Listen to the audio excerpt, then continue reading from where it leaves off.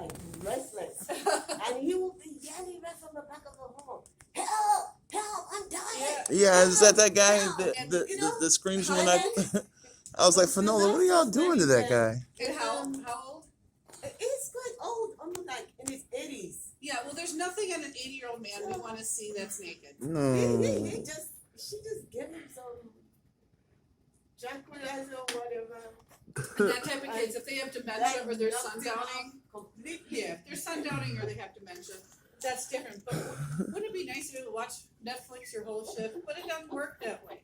He's So the best babysitting. thing is you gotta turn off your movie, go into the room and explain why the alarm is beeping. Because you know the CNAs are doing all the work. The nurses are actually watching the movies. We know this, right? Oh yeah. Okay. Before you remove an IV, what do? You put on clean gloves. Clean gloves. Grab a pair of gloves, put on some gloves, remove the IV, right? We certainly don't go up to somebody and touch them with dirty gloves. We all certainly don't take out an IV unless we have gloves, because it might bleed. All right. So if you have a patient that suddenly experiences chest pain and dyspnea is shortness of breath or difficulty breathing, what are they doing? They're blowing off too much CO2 and they're not retaining enough oxygen. They're blowing off CO2, oxygen's going with the CO2. It quickly puts some oxygen on them. One, it helps with their oxygenation. Two, it's comforting, okay? Don't worry about your order at that point. You're going to page out for the doctor to come stat. It's okay to put somebody on 2 or 3 liters of oxygen without a doctor's order. When the doctor arrives, they're going to see that it's on there, okay? And they'll give you an order. But if somebody has got chest pain and they're really short of breath, give them some oxygen. Then you figure out what the heck is going on. Come on in. I'm so sorry. That's all right. We're only on question 8. Sit down, sister. Chill. I got here 2 minutes ago. I have also. You gotta get out of the bar before noon. It's all right. You gotta wake up before 12:30. I literally got up at 12:30. Like, Yeah, I hear you. I was like, that little sleep between I talked to you and then, yeah, it was really hard, but I took that little cat nap. Don't worry. It's just a quick review. Did everybody here sign off on the IV? No. You're the only one? Yes. So after the review, everybody else can go. Take your Qdoba if you don't mind. Actually, just throw it in the bag because I already threw a McDonald's thing in there. They complain, we'll just say, oh. We're not supposed to eat in class, but oh. So if your IV site is warm, painful, and slightly swollen, any wound, paper cut, any wound that's warm, painful, and slightly edematous is an itis, right? In this case, since we're dealing with a vein, it's a phlebitis. Phleb is vein, okay? If you suspect a systemic infection, you take somebody's temperature, all right? If they've got a fever, then the doc's going to order labs like white blood cells, okay? Systemic infection usually has a fever, so you always take the person's temperature. If you've got a restless patient and they've got an IV, like they keep moving their arms or they're flailing or, they're in a psychotic episode, it happens all the time, you got to secure all the connections and the tubing before you start giving them any fluids. Because once you start giving them fluids and they're restless, if you don't wrap it down or secure it, the IV is just going to pop out or it's going to pop out of the vein, okay? You avoid a twisted vein, a bendy area. You avoid it. That doesn't mean you can't put it in the AC, but you avoid it. If you've got a really good, nice, soft, puffy vein in the forearm, go there before you go to a bendy. But we do put veins in the bendable arm, IVs in the bendable arm. So you avoid twisted, you avoid a bendy, and you avoid a damaged vein, okay? There are some heroin users where, and before we go into the neck, the doctor goes into the neck. If there's a vein that's got a lot of scar tissue, but we can still get to it, we still use it, but that is the only case. They're heroin users and we have nothing else, all their veins that they can find are damaged. You're not giving us any options except for going in the neck. So that means that their neck and their subclavian deep down veins are the only ones they got left. So we're gonna try and go into a damaged vein to save whatever left they have, okay? And you said that if you have to go into the neck, it's usually a certain nurse that does that, No. or we can do Nurse that? practitioner that's trained, a Okay. physician's assistant that's trained, it's almost always a physician. Okay, good. There's a lot of bundles in there, you can actually hit one of the arteries, so we don't go there. Most appropriate thing to do if an alarm is beeping on your pump is you explain to the client why. Oh, it's because you're bending your arm. Oh, it's because the fluids are empty. Oh, it's because there's air in the line, okay? The question here is the most appropriate to relieve anxiety is to talk to somebody, okay? Tell them what's going on, relieve their anxiety. And I was saying, we would love, one of the choices is giving a prescribed drink. We would love to tranquilize all our patients so they sleep all night and you can watch Netflix. And like I was saying, that would be the best job. It doesn't work that way. Before you take out an IV, you put clean gloves on. That makes sense, right? So when we talk about these things, it makes sense, but when you're taking a test, you're like, you won't apply pressure to the insertion site for 5 minutes until that IV is out. And you certainly aren't gonna touch. When you remove an IV and there's chance of bleeding, you are not gonna touch that without gloves, okay? Sudden chest pain and shortness or difficulty breathing, dyspnea, shortness of breath, difficulty breathing, give them oxygen, 2 to 3 liters. They're not gonna be on it for days, it's gonna be just a short amount of time, because while you put oxygen on them, you're calling somebody else to call a team stat. Sudden onset of shortness of breath and chest pain could mean a pulmonary embolism, heart attack. Who knows? You don't know, but give them oxygen because they're gonna need it. Heparin, if you suspect a pulmonary embolism, the number one drug for that is heparin, all right? Prevent more clots from happening. TPA busts up a clot, but heparin makes it all nice and slickery in the vessels to prevent more clots. All right. Uh-oh, the nurse hung the wrong IV antibiotic. Oopsie. The first thing you do is you stop it and disconnect it, right? So the nurse that hung the wrong antibiotic obviously stopped it and disconnected it. What is the first intervention after that? You assess. Nurses assess, right? Do CNAs assess? Nope. Do medical assistants assess? Nope. Nurses assess. Doctor and providers assess. So we assess for any adverse reactions.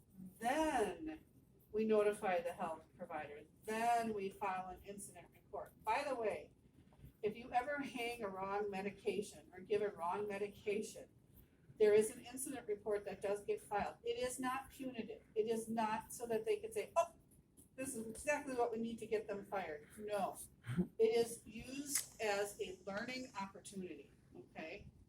If you work for a place that is constantly punitive, like constantly going, I'm gonna write you up, I'm gonna get you, that type of place, get your butt out of there. That is not good practice, that is not good nursing. The director of nursing and those in charge, if accidents happen, mistakes happen, it is a learning opportunity, okay? It does not mean you lose your job. So a nurse that hung the wrong antibiotic, has it happened? Yes, it did happen. But then you have to assess for any adverse reaction, okay? That's your patient, that's what you care about, assessing. Everything else beyond that, don't worry about it. It will all fall into place and it will be okay. An elderly person who is dehydrated, my goodness, lots of them. Once we hit over the age of 70 to 75, our thirst center depletes, okay? So we lose our urge to drink water and beverages to keep ourselves hydrated, but what we do prefer are sweets, sweet food, okay? So an elderly person who's dehydrated is extremely common, but I've tried twice now. I'm really good at IVs, and I can't get it after 2 tries. Stop. Don't keep poking the person 3, 4, 5, 6 times. That's it. You're done. After 2 tries, ask another nurse to come and do it. Okay, that is the standard. We don't need to do drops per minute, right? Do we all get that? Yeah. Total volume times drop factor divided by minutes. That's simple formula. Total volume? So it's volume. So this would be 100 mil times 60 divided by 60.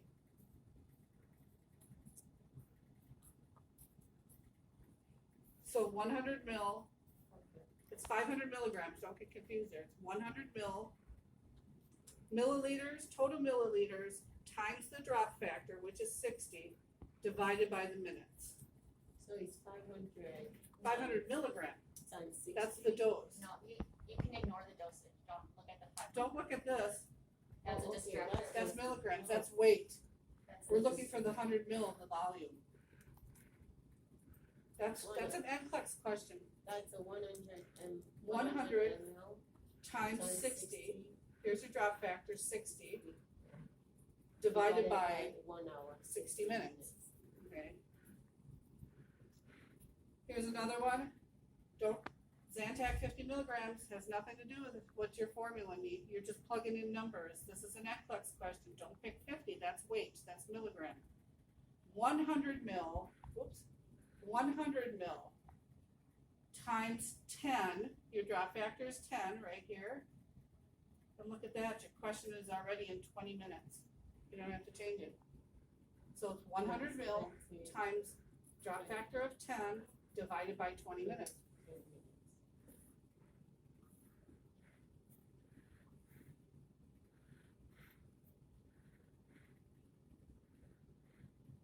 All right, and this other one is if you have 100 mil going into 20 minutes, how do you set the pump? Remember, the pump Times it by runs in mils per hour. Oh, right. Oh, my back, really bad these days. What happens there? Do you have an injury? If I, did I? Yeah, we went, That's 60 over 20. so here we go. So if I have 100 mil in 20 minutes equals, 300 an hour? that's 300. If I have 100 mils going in 20 minutes,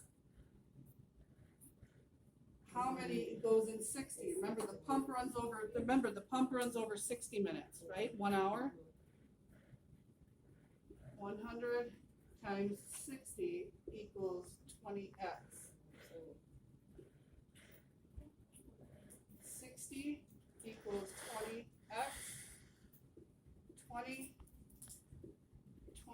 Yeah. it's 300, right? Okay. If it's running in 100, I have 100. And it's gotta run in 20 minutes, it's gotta be 300 mils an hour. You set the pump for 300 mils. Once it hits 20 minutes, it's empty. All right. So if I have 100 mils running in a half an hour, right? 200.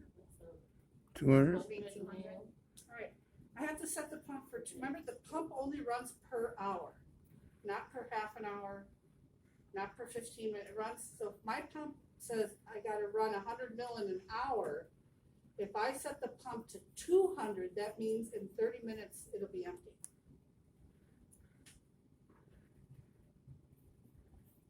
A disadvantage of IV fluids, for all the good that we get out of IV fluids, there's some bad things. We could cause circulatory overload, right? Too much is not good. It has immediate absorption. It doesn't go through the stomach, doesn't go through the gastric path. It's immediately in the system, done. We do have antagonists for many things, but that means you gotta go get the antagonist. Once you give it, it's in. Failure to maintain asepsis, okay? We could cause an infection because we're puncturing the skin, right? Or the fluids in the bag that pharmacy sent up for whatever reason could be contaminated. I've never experienced that, okay? But what if you're working in a different part of the country, or what if you're working for a mission, okay? Maybe you're in Haiti, or maybe you're in a different country where you're volunteering, and let's say their controls aren't as strict, because they aren't. A disadvantage in that case is that we could cause somebody an infection because the product is not clean or sterile.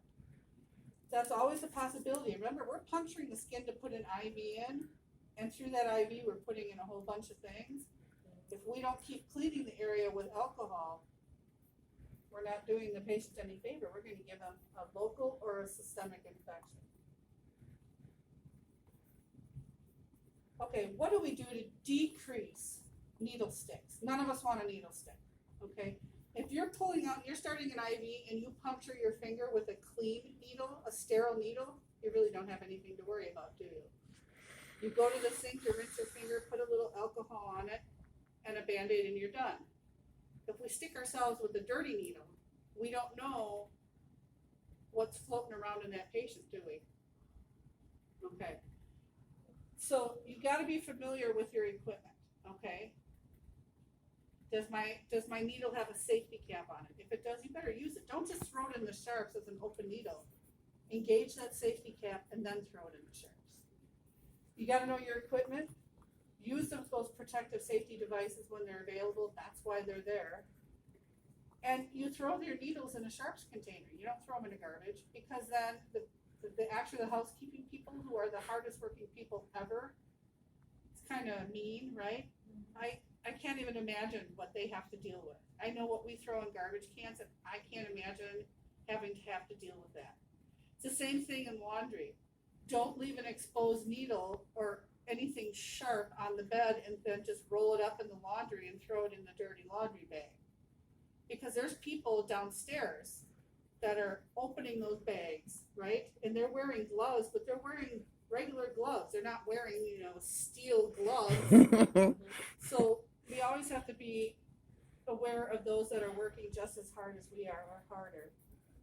We don't want to expose anybody. Which of the following should be avoided, again, in starting a new line? Twisted, okay?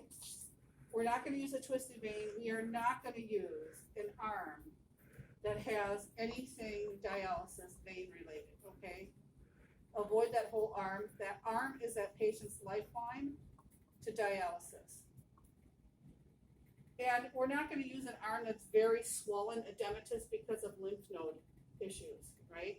First of all, how are you even going to find the darn vein? It's going to be so puffy.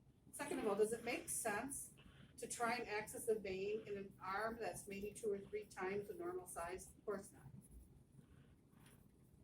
But we do want veins that are soft and bouncing. I mean, that's what we feel for, right? You get to somebody chunky like me, downright overweight like me, it can be harder to find a vein. It will just take some practice, okay? A local complication, local, here's the word. That means right at the site of the IV. What is a local complication? Swelling around the IV site, pain and tenderness, and warm.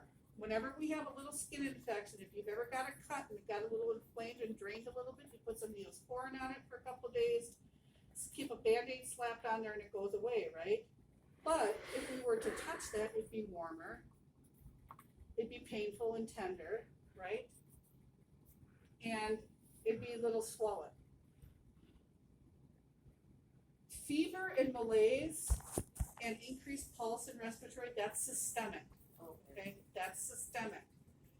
But we're looking just everything that could be going wrong just at the site, not the whole body. Malaise, by the way, is the same thing as fatigue. or they're used interchangeably, I should say. Okay, now here's the same question, but it's systemic. Again, if you've got the flu or you've got an infection, you're going to have a fever because your white blood cells are up, right? Your body's fighting an infection, your fever. Why do we fever? We fever, the body's natural response is to bacteria and virus. The body warms up, tries to get as hot as it can safely get to try and burn off that bacteria or that virus. So then what do? We take ibuprofen and Tylenol to reduce our fever, and then what happens? We stay sicker longer.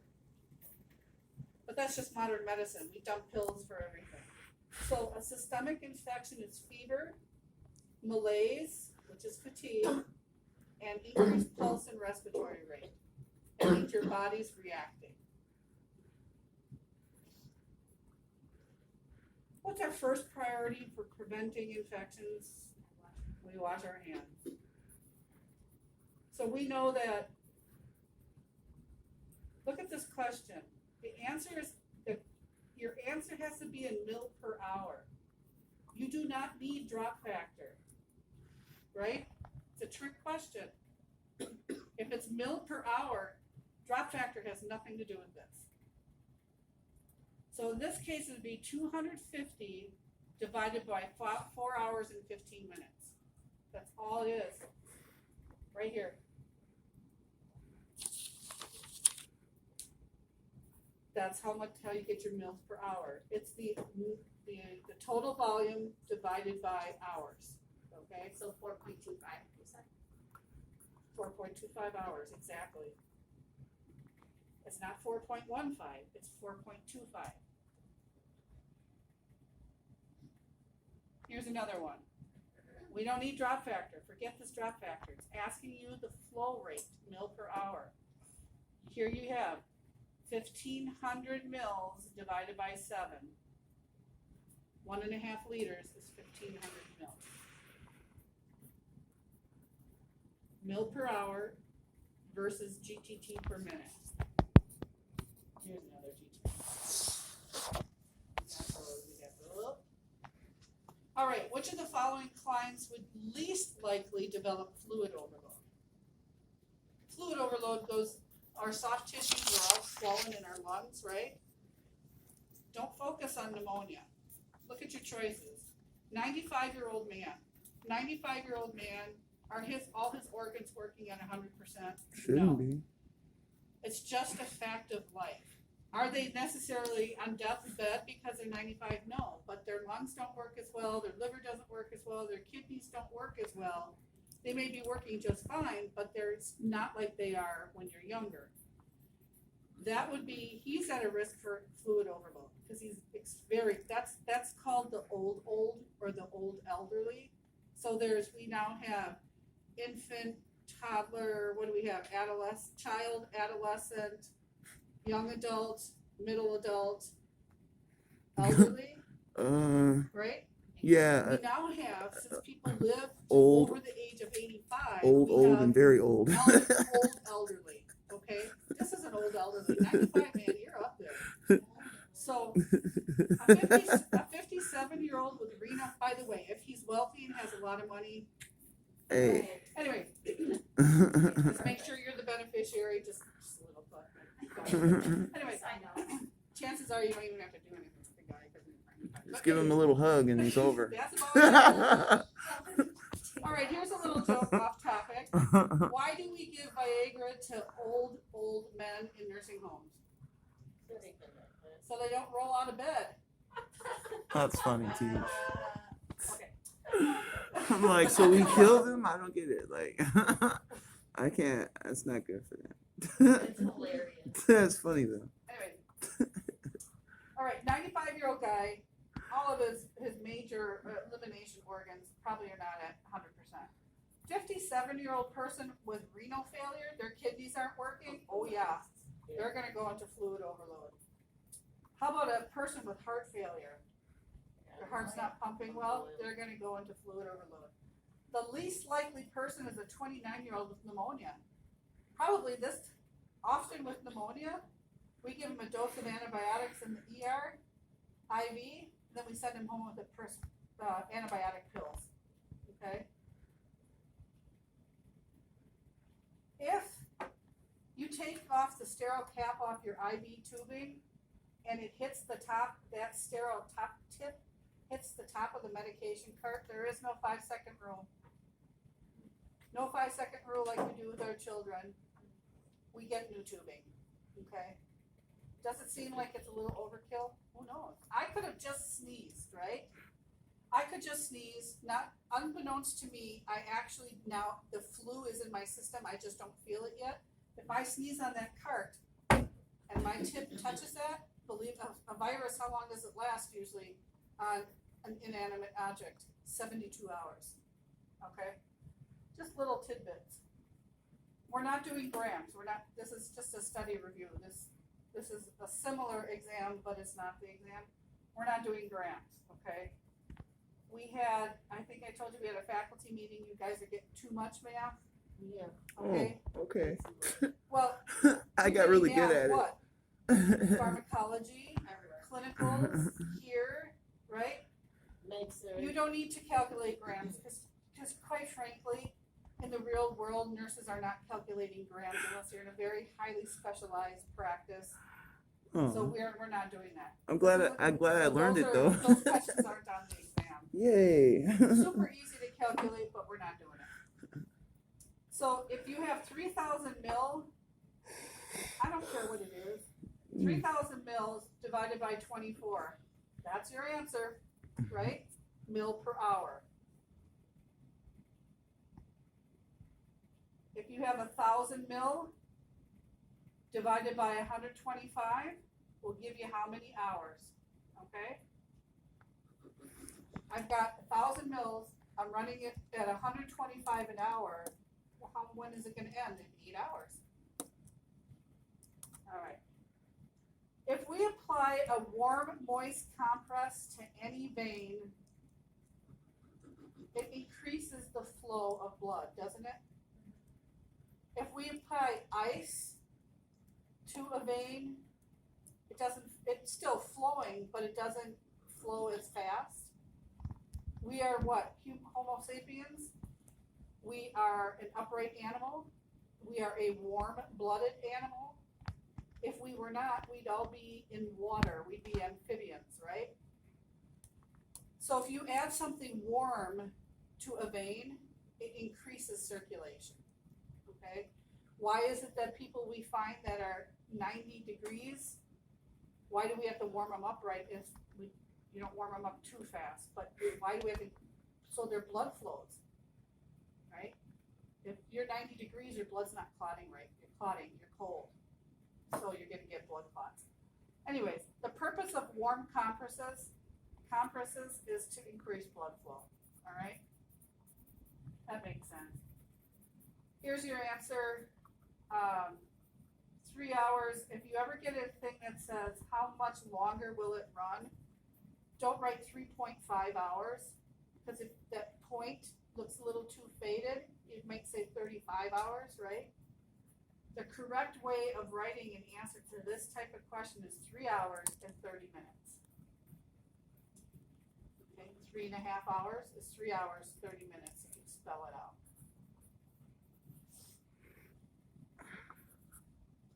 This question is asking you how many liters? If I have something running at 175 mil an hour and it's running over 24 hours, that's 4,200 milliliter, 4.2 liters. That's a lot in an hour. Who cares if it's an isotonic solution? We're just plugging in numbers because this is math, right? Will we ever give someone that many fluids? Yeah. Wow. Give IV fluids I mean, 4 liters in an hour? if they're septic or Oh, if they lost a lot of fluids during surgery. Yeah. okay. If I have something that starts at 11 a.m. and it runs for so I have 100 mil. Piperacillin tazobactam does run over 4 hours. That's a true thing. So I have 100 mil and it's running at 25 an hour. How many hours is that? 4. 100 divided by 25 is 4. If I started at 11 o'clock, remember it's military. So do we need to label the military time, like 1,500 hours? Or Nope. is the 1,500? So if I started at 11 o'clock and I add 4, no, it's not 1,500 hours. Military, they say, at 1,500 hours, sir. What time will it end? At 1,500 hours. But we just write it 15. We don't write hours after it. My kids are on military Does he time know what now. this is? Hours. They get so confused when I tell them I'm gonna pick them up in 3 hours and it's 11 o'clock. That I taught them military time, so they don't know, because they're like, my son was just like So 1 o'clock, 2 o'clock. I'm like, this is not. I'm We're writing not it gonna like do this. this. Right, exactly. That's what I told him, and just What add does in the this 3. mean? Yeah. Now I have to write 1,500 hours. Okay? But if I write it 11 in, this means up, all right? And I add 4 hours, it is just understood, it's a standard, that means 1,500. 1,500 o'clock, 1,500 hours, okay? If you use this little colon here, you don't have to write hours. Ah. So the answer doesn't have the colon in it, but if we write it, are we gonna get the point for it? That is, see, that's the problem, you caught that, all right? Answer is 1,500. It should, this is fine Okay. for the exam. But And normally we would do even the- in nursing, if you wanna be technical, if it did, since it doesn't have the colon, then you should write 1,500 hours, but that's one of those things. It's supposed to be written, but it doesn't happen all the time. Okay, so either way is good. We have, okay. You're teaching a patient how to take care of their PICC line and IV anything, but this is a PICC line. Before you touch anything that has invaded your skin, wouldn't we just wash our hands? Even if I had a scratch, I cut myself on a knife, and it's got a scab, but it's still a little inflamed. What do we tell people? Don't pick. Don't touch it. If I need to see if it's getting hard around the wound or something, it's my own wound, I would wash my hands and then touch it, okay? Either way, you gotta wash your hands. I pick my scabs. So don't pick them. I You'll get know. worse up the yin-yang. I know. I gotta stop. It's a nervous thing. Yeah. What is the initial response of the LPN if an IV site is swollen and tender? You got to assess them, right? What do nurses do? We assess. First, we assess the situation. We assess them. Is it just local? Or are they saying, this hurts, but I'm also feeling kind of feverish? We assess the site, we assess them, we take their temperature, right? First thing we do is assess. All right, who do you see first? You start your shift at 7:30. Good for you. That means you were up at 5 and you got a 12-hour shift. You're gonna be cranky as all crap by the end of the shift. We don't care. The day shift starts her shift at 07:30. Yeehaw, who cares? Anyways, the nurse is starting their shift. Which client do you see first? Anybody complaining of discomfort in the chest is a priority. Are they having a PE? Are they having a cardiac event? Are they have, like a heart attack, right? Is it heartburn? Is their peptic ulcer just started bleeding, right? It's in the chest. If you have a where is your stomach? Girls, on a boy you can say, girls, it's right here, epigastric. Epi, high up. Right underneath where our boobs are. Is it? Is that high up? Mm-hmm. Stomach's not down here. This is all intestine. Mm-hmm. Boy, I got lots of that. This is intestine. It's right up here, epigastric. Holy shit. Yeah. Mm-hmm. Mm-hmm. So is it your heart or is it your stomach?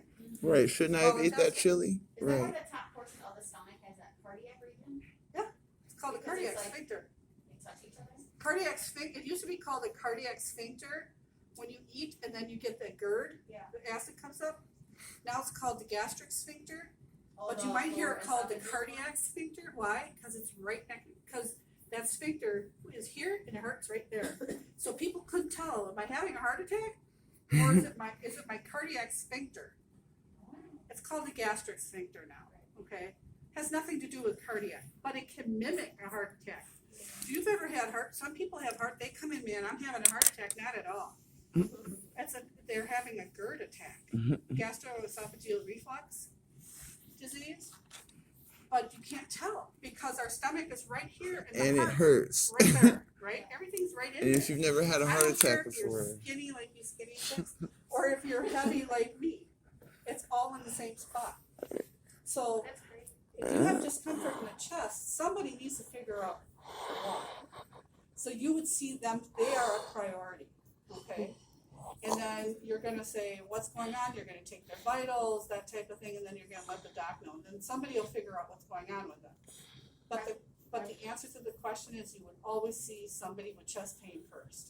I've always wondered why after you eat a really big meal, it's hard to breathe. Is that like because your stomach is so close up by like your ribs and your... No, because you're a lard ass. You ate too much. Kelly, how'd you do after the dinner we had? So what I just did there is So what you're full going to out. be. So I ask you that as a patient, and you're going to be because you're a lard ass. So what you're going to say is, oh, because you're full. Because your stomach is full. And where are your lungs?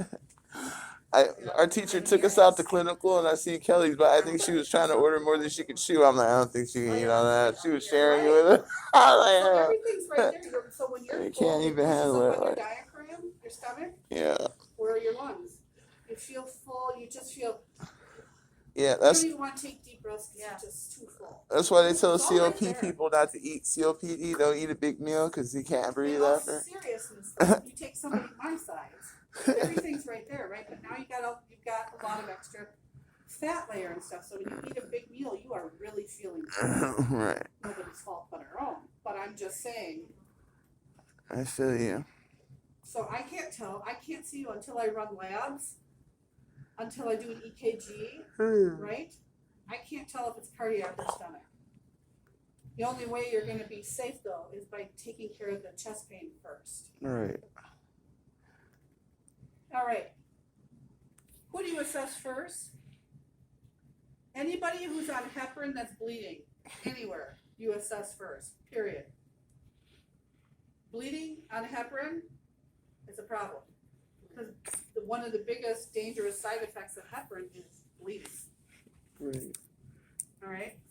If somebody's getting a dose of furosemide, which is Lasix, who cares? They're just going to be peeing a lot. Somebody's complaining of a headache and they want Tylenol. Okay, that's reasonable. That's nothing.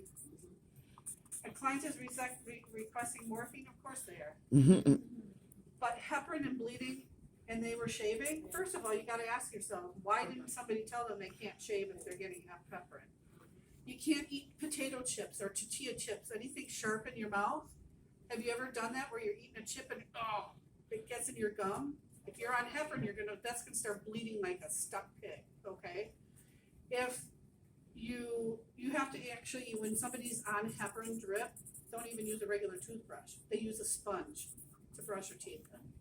Just thinking about it, it's like scratching a chalkboard for me. I can't. So first of all, they shouldn't be shaving if they're on heparin.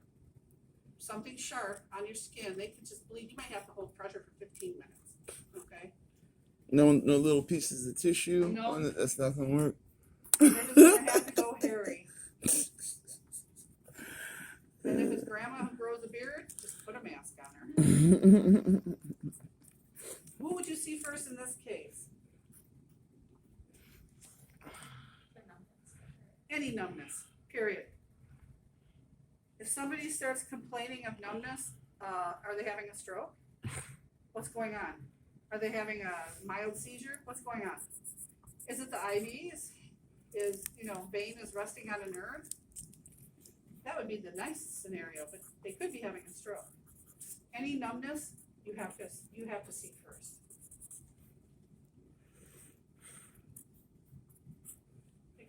Okay, you're working in a rehab unit, okay?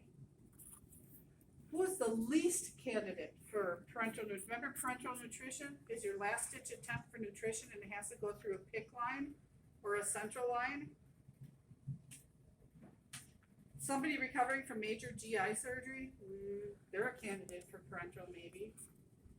An 80-year-old who can't swallow due to a stroke, dysphagia, or dysphagia, depending upon where you work. Somebody who has persistent, which means constant vomiting, and from chemotherapy,